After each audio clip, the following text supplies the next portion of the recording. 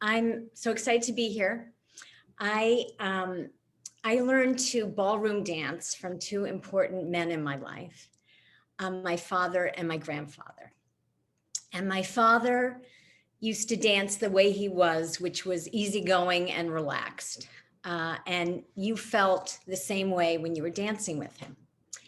He knew all the dances. He knew how to waltz and foxtrot, mambo, merengue, salsa to swing. And he used to turn me, sort of have a quick little move that would spin me out and then kind of reel me back in. At the end of every dance, he'd do a little Fred Astaire move and there'd be like a little dip at the end. He was tall and lanky, and he loved listening to jazzy dance records. And when I heard him, come in or play from work, and he'd put on a record, and I'd be doing my homework upstairs, and I'd run downstairs. And especially if I heard like a little cha-cha music, and we do a little spin on the rug in the den. Now, my grandfather, my mother's father, was a bit stockier, and he also danced the way he was, which was very sharp and gruff. He only knew one step, and it was called the two-step. And it seemed to work, however, for him with any kind of dance music that was playing. And when you danced with my grandfather, you knew who was in charge. He taught me how a man leads a woman by putting his hand on her upper back and kind of pressing it lightly. And I was, he said, that's how you'll know which direction to go in. And and if you pay attention, it'll tell you where we're going next. So I never paid attention, because when you're doing the two-step, there's only two directions, forwards and backwards, maybe with a slight twist in between. Now, once I was at my cousin Howard's wedding, dancing with my grandfather. There's a picture of us. He's wearing a tuxedo and I'm in a velvet dress. And he says to me, one day I'm going to dance at your wedding.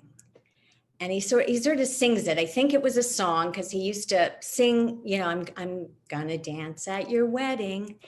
And even though I was only 13 years old and not thinking about that, it became a refrain whenever I was dancing with him at a wedding or a bar mitzvah or an anniversary party.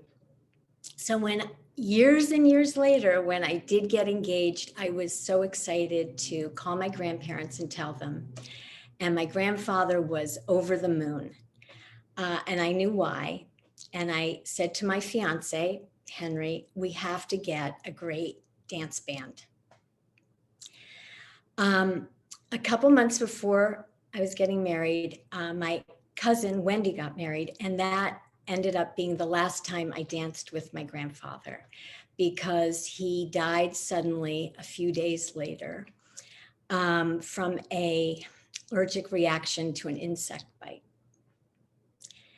And after the funeral, I said to my mother, I can't go on with the wedding. I just want to elope. I couldn't imagine getting married without my grandfather there. And my mother said, no, you have to have a wedding, because we all need something to look forward to. So the next couple months were a little bit rough, but I was really excited to get married.